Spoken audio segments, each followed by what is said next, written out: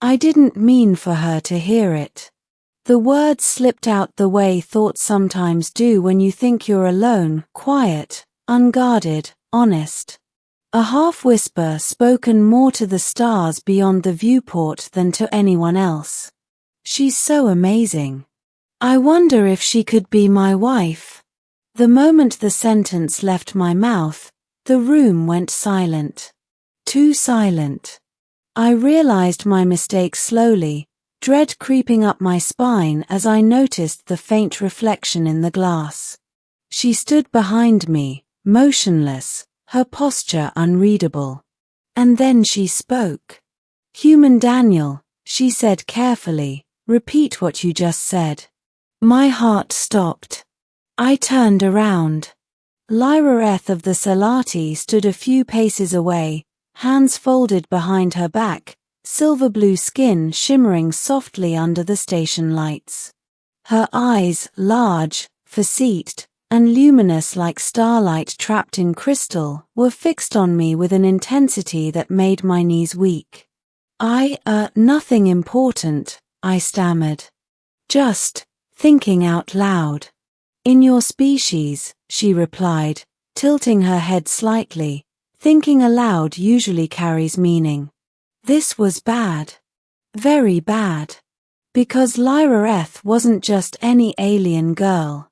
She was the Salati cultural envoy, a diplomat, a linguist, and, according to every species that had encountered her, one of the most remarkable minds in the Orion Arm. The Salati were admired, respected, and quietly feared. Their emotional intelligence bordered on precognition, their social bonds deeper than treaties. And I was a human systems analyst who barely knew how he'd ended up stationed on Harmony Ring with her in the first place. We met 6 months earlier when humanity joined the Galactic Concord. I was assigned to help integrate human tech into multi-species infrastructure. Lyra Eth was assigned to understand us, our language, habits, contradictions. She took her job seriously. Too seriously. She asked questions no one else dared to ask. About love. About family. About why humans would risk everything for people who weren't bound to them by blood or duty. Somehow, over shared meals and long conversations, curiosity became comfort. Comfort became admiration. Admiration became, whatever this was. "I'm sorry," I said quickly. "That was inappropriate. I didn't mean to." "You wondered," she interrupted, her voice calm but tight, "whether I could be your wife." I rubbed my face. "When you say it like that, it sounds worse." "Is it untrue?" she asked. I froze. Honesty had always been humanity's problem. I exhaled slowly. "It's complicated." Lyra Eth stepped closer, her footsteps nearly silent. Among the Salati, such words are not spoken lightly. They indicate a projection of shared future, mutual respect, and emotional compatibility. My throat went dry. Humans sometimes say things they don't expect anyone to hear. "That," she said softly, "is unfortunate." I braced myself for anger, embarrassment, maybe even formal reprimand. Instead, she looked thoughtful. "I have studied human bonding extensively," she continued. "Marriage is not merely a political alliance or reproductive arrangement. It is chosen." "Yes," I said. "Usually. And humans," she added, "often choose imperfectly." I winced. "Also yes." She walked past me, gazing out at the stars. "Yet you said those words when you believed yourself alone. That suggests sincerity." I leaned against the console, pulse hammering. "Lyra Eth, I know our cultures are different. I don't expect anything from you. I respect you too much to To what? She asked, turning back to me. To reduce you to a fantasy, I said. You're more than that. Her eyes softened. That, she said quietly, is why I did not react with offense. I looked up. Then how are you reacting? She considered the question longer than was comfortable. Curiosity, she admitted. And something unfamiliar. The Salati were expressive through subtle shifts of light across their skin. A faint ripple moved along her arms, nervous, maybe. I have observed you, Daniel, she said. You listen when others speak. You apologize when you are wrong. You treat even those with less authority as worthy of dignity. I was raised that way. Many are, she replied. Few practice it consistently. Days passed after that conversation, heavy with unspoken tension. We still worked together. Still talked. But something had changed.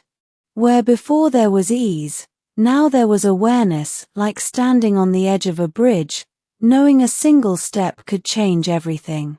Then the Salati delegation announced their departure. Lyra Eth would be leaving Harmony Ring. Permanently. The news hit harder than I expected. On her last evening, we stood together in the observation garden, a place of floating lights and living crystal plants that responded to emotional presence. I did not answer your question, she said suddenly. What question? I asked, though I knew. Whether I could be your wife. I swallowed. You don't owe me an answer. I owe myself clarity, she replied. She turned to face me fully. Among my people, bonding with an outsider is rare. It invites scrutiny, doubt, risk. I nodded. Humans are very good at risk. Yes, she said. That is what makes you dangerous. She stepped closer. And fascinating. My breath caught. You spoke without intent to bind me, she continued. Yet your words carried no desire for ownership. Only wonder. I meant it that way, I said softly. I know, she replied. Her skin glowed brighter, the lights around us responding in kind. I cannot promise the future humans imagine so easily, she said. Our lives are long. Our paths uncertain. I don't need promises, I said. Just honesty. She reached out, hesitant, deliberate, and placed her hand against my chest. Then hear this honestly, she said.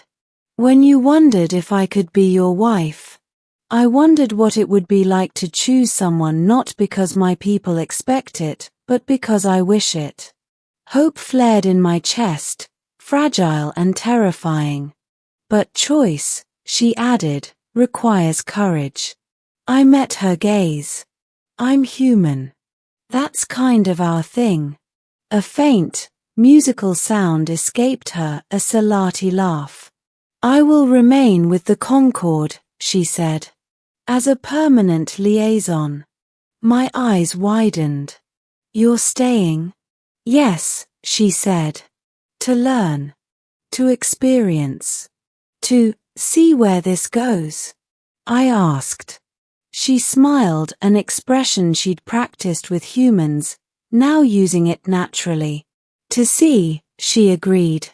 She leaned in, forehead resting gently against mine, a Salati gesture of trust. Next time you wonder something so dangerous, she murmured, do not whisper. I smiled, heart pounding. I won't, I promised. The galaxy would record it as a minor diplomatic adjustment.